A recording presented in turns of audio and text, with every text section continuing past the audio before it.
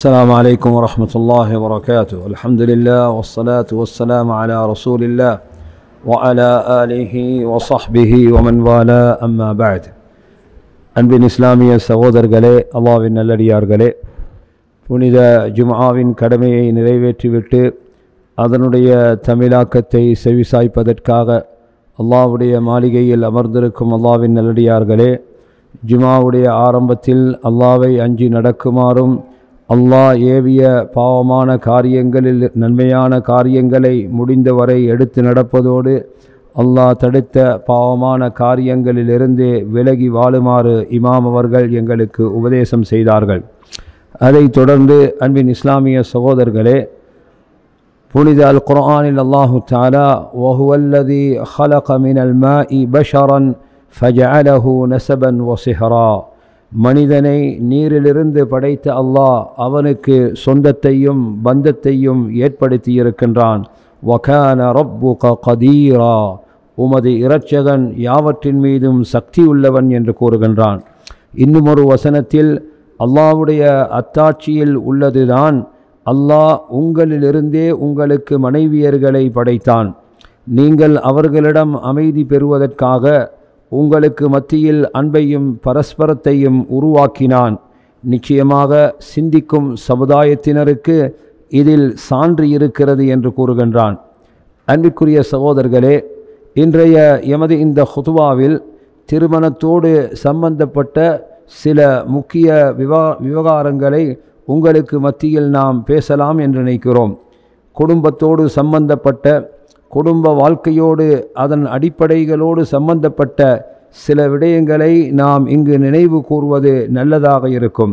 சகோதரர்களே, திருமண வாழ்க்கையை பொறுத்தவரைக்கும் அதனுடைய அடிப்படை யாது என்றால், திருமண வாழ்க்கையை பொறுத்தவரைக்கும் அதனுடைய அடிப்படை யாது என்றால் நல்லவற்றை நாம் கவனத்தில் கொள்வதுதான்.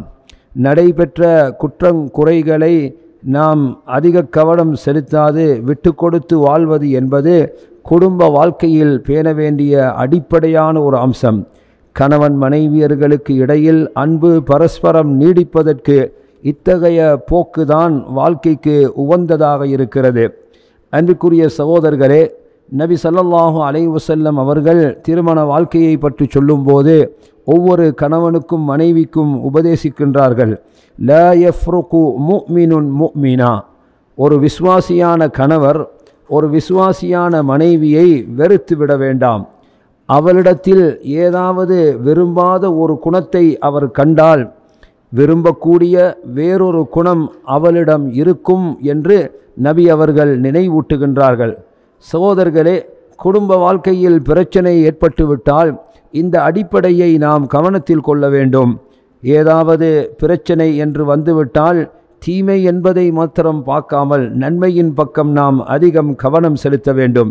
இதனால்தான் அல்லாஹு தஆலா திருமண தம்பதியினருக்கு உபதேசிக்கும் போது வலா தன்சவுல் ஃபضல பைனக்கும், உங்களுக்கு மத்தியில் இருந்த நலவை உபகாரத்தை நீங்கள் மறந்து விடாதீர்கள் என்று கூறுகின்றான். கணவன் மனைவியாகிய நீங்கள் ஒவ்வொருவரும் உங்களுக்கு மத்தியில் காணப்பட்ட உபகாரத்தை நீங்கள் மறந்துவிட வேண்டாம் என்று சொல்கின்றான்.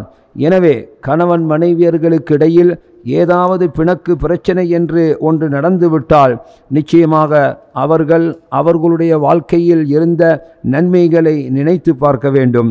தீமைகளை விட்டு கொடுப்பதில் கவனமாக இருக்க வேண்டும். சகோதரர்களே, குடும்ப வாழ்க்கைக்கான அடிப்படையாக இந்த ஆயத்து அமைந்திருக்கின்றது. எனவேதான் அறிஞர்கள் இந்த ஆயத்துக்கு விளக்கம் சொல்லும் போது அல்லாஹு தஆலா கணவன் மனைவியர்களுக்கு இடையில் ஏற்படும் பிரச்சனையை பேச்சுவார்த்தையின் மூலமாக தீர்த்து கொள்ள வேண்டும் என்பதை சொல்கின்றான். எனவே அந்த பேச்சுவார்த்தையின் போது நீங்கள் கவனத்தில் கொள்ள வேண்டிய மிக அடிப்படையான ஒரு அம்சம்தான் வாழ்க்கையில் நடைபெற்ற நன்மைகளை நீங்கள் நினைத்து பார்ப்பது. எனவே குடும்ப வாழ்க்கை அதனுடைய அன்பு பரஸ்பரம் நீடிப்பதற்கு இது அடிப்படையான ஒரு காரணமாக இருக்கின்றது.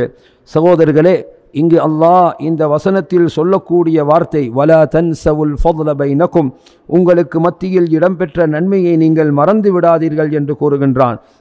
நிச்சயமாக குடும்ப வாழ்க்கையில் நன்மை நிகழ்வதற்கு நாம் ஒருவர் மற்றவருடைய உரிமையை அவர்களுடைய அன்பை நாம் பாதுகாத்து வாழ்வதற்கு இந்த வசனம் அடிப்படையான ஒரு சட்டத்தை எமக்கு சொல்லித் தருகின்றது. எனவே இறை விசுவாசமுள்ள அல்லாஹ்வை அஞ்சி நடக்கக்கூடிய ஒரு மனிதன் நிச்சயமாக தற்செயலாக ஏற்பட்ட பிரச்சனைகளுக்காக வாழ்க்கையில் நடந்து முடிந்த நன்மைகளை மறக்கக்கூடியவனாக இருக்க மாட்டான். இமாம் சாதி ரஹிமஹுல்லா அவர்கள் இந்த ஆயத்துக்கு விளக்கம் சொல்லும் போது சொல்கிறார்கள், வெறுமனே திருமணம் என்பது மாத்திரமல்ல, மனித வாழ்க்கையினுடைய எல்லா பகுதிகளுக்கும் இந்த வசனம் மிக அடிப்படையாக இருக்கின்றது. சகோதரர்களே, எல்லாவற்றையும் துருவி ஆய்வு செய்து எல்லாவற்றுக்கும் நாம் தீர்வு காண்பது என்பது நிச்சயமாக பிரச்சனையை கூட்டிவிடும். எனவே வாழ்க்கையில் நடைபெற்ற நன்மைகளை நினைத்து ஒருவர் மற்றவருக்கு விட்டு கொடுத்து நடப்பது பல்வேறு நன்மைகளை உருவாக்குவதற்கும் எமது சிந்தனையில் எமக்கு ஆறுதலை தரவும் எமது உள்ளத்தில் அமைதியை ஏற்படுத்துவதற்கும் இது காரணமாக அமைந்துவிடும். எனவே எப்போதும் நாம் நடைபெற்ற நன்மைகளை நினைத்து பார்ப்பவர்களாக இருக்க வேண்டும். நன்மைகளை மறுத்து புறக்கணித்து வாழ்வது என்பது வாழ்க்கையின் பிரச்சனையை ஏற்படுத்திவிடும். எமக்கிடையில் காணப்பட்ட அந்த தொடர்புகளை துண்டித்து எம்மை தூரமாக்கிவிடும். எனவே அல்லாஹ் வலா தன்சவுல் ஃபضல பைனக்கும், உங்களுக்கு மத்தியில் இருந்த நன்மையை நீங்கள் மறந்து விடாதீர்கள் என்று சொல்கின்றான். யஹ்யா இப்னு முஆத் என்று சொல்லக்கூடிய அறிஞர், எவர் வாழ்க்கையில் எல்லாவற்றிலும் தூய விசாரணை, எல்லாவற்றிலும் தீர்க்க விசாரணை நடைபெற்றுத்தான் நடாத்த வேண்டும் என்று சென்றால் நிச்சயமாக உறவுகளை முறித்து கொள்ளும் சூழ்நிலைதான் ஏற்பட்டுவிடும். எனவே நேர்மை நீதம் என்பது நமக்கு அவசியம். ஆனால் அதை விட நாம் உபகாரங்களை நினைத்து பார்ப்பது, விட்டு கொடுப்பது என்பது அதைவிட ஒரு படி தாண்டிய ஒரு அம்சமாக இருக்கின்றது. இமாம் சாதி ரஹிமஹுல்லா அவர்கள் சொல்கிறார்கள், அல்லாஹு தாலா எப்படி நீதத்தை நேர்மையை கடமையாக்கி இருக்கின்றானோ அதே போன்றுதான் விட்டு கொடுத்து நடப்பதை, ஒருவர் மற்றவருக்கு செய்த நன்மைகளை சீர்தூக்கி பாருமாறும் எங்களுக்கு கட்டளை பிறப்பித்திருக்கின்றான். எனவே சகோதரர்களே, எங்களுக்கு மத்தியில் இருக்கக்கூடிய இந்த உறவுகளை நாம் பேணி காப்பதற்கு, எமது கடமைகளை உரிமைகளை நாம் பேணிக் கொள்வதற்கு நிச்சயமாக ஒருவர் மற்றவருக்கு விட்டு கொடுத்து நடப்பது என்பது மிக அத்தியாவசியமான ஒரு அம்சமாக இருக்கின்றது. எனவேதான் யஸ்ஸிரு, நீங்கள் இலகுவாக்குங்கள், வலா துஅஸ்ஸிரு, நீங்கள் கஷ்டப்படுத்தாதீர்கள் என்று நபி ஸல்லல்லாஹு அலைஹி வஸல்லம் அவர்கள் எங்களுக்கு அறிவுரை சொல்லி இருக்கிறார்கள்.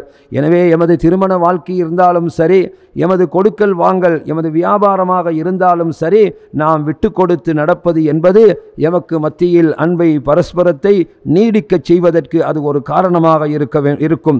எனவே சகோதரர்களே, நன்மைகள் செய்வதை யார் தன் வாழ்க்கைக்கு கட்டாயப்படுத்தி கொள்கின்றாரோ நிச்சயமாக பல்வேறு நன்மைகளை அவர் அடைந்து கொள்வார். எனவே அல்லாஹ் நன்மை செய்பவர்களுக்கு கூலியும் அதிகமும் இருக்கிறது என்று அல் குர்ஆனில் எங்களுக்கு சொல்லி காட்டுகின்றான். எனவே விட்டு கொடுத்து நடப்பது, மன்னிப்பது என்பது இறை அச்சமுள்ளவர்களுடைய பண்பாக இருக்கின்றது. எனவே நன்மைகள் செய்ய வேண்டும், நாம் மற்றவர்களுக்கு இலகுபடுத்தி கொடுக்க வேண்டும். யாவற்றிலும் நாம் துருவி விசாரணை என்பது எமக்கு பொருத்தமில்லாத ஒரு அம்சமாக இருக்கின்றது. சகோதரர்களே, அல்லாஹ் குர்ஆனில் தலாக்குடைய வசனத்தை சொல்லும்போது, தலாக் சொல்லி பிரிந்து விட்டால் பிரிந்த அந்த மனைவிக்குரிய கொடுப்பனவை, அந்த மனைவிக்குரிய அந்த மகரை கொடுத்து விட வேண்டும் என்று சட்டம் போட்ட அல்லாஹ் வ அன் தஃபு அக்ரபு லித்தக்வா, நீங்கள் அதை மன்னித்து விட்டால் அது தக்வாவுக்கு நெருக்கமானதாக இருக்கும். வலா தன்சவுல் ஃபضல பைனக்கும், உங்களுக்கு மத்தியில் இருந்த அந்த நன்மையை நீங்கள் மறந்து விடாதீர்கள். இன்னல்லாஹ பிமா தஅமலூன பஸீர், அல்லாஹ் யாவற்றையும் பார்த்து கொண்டிருக்கிறான் என்று சொல்கின்றான். எனவே சகோதரர்களே, நாம் எமது உரிமைகளில் விட்டு கொடுப்பது, நாம் பிறரை கஷ்டப்படுத்தாமல் இருப்பது என்பது நிச்சயமாக எமக்கு மத்தியில் பரக்கத்தை, அபிவிருத்தியை ஏற்படுத்தக்கூடிய ஒரு முக்கியமான அம்சமாகும். எல்லாவற்றிலும் நாம் துருவி விசாரித்து யாவற்றிற்கும் நடவடிக்கை என்று நாம் போய்விட்டோம் என்று சொன்னால் நிச்சயமாக வாழ்க்கையில் பல்வேறு பிரச்சனைகளை இது உருவாக்கும். எனவே அல்லாஹு தாலா 2 விதமான நிவாரணங்களை எங்களுக்கு சொல்லித் தருகின்றான். அதில் ஒன்றுதான், கணவன் மனைவிக்கு இடையில் பிரச்சனை ஏற்பட்டுவிட்டால் நீங்கள் உங்கள் வாழ்க்கையில் நடைபெற்ற நன்மைகளை நீங்கள் நினைத்து பாருங்கள் என்று சொல்கின்றான். அதே போன்று சகோதரர்களே, இந்த வசனத்தினுடைய அடுத்த வசனமாக தொழுகையை நீங்கள் நிலைநிறுத்துங்கள், தொழுகையை நீங்கள் நிலைநிறுத்துங்கள், நடுத்தொழுகையை நீங்கள் பேணி வாருங்கள், அல்லாஹ்வுக்காக வணக்கம் செய்யுங்கள் என்று அடுத்த வசனத்தில் அமைந்திருக்கிறது.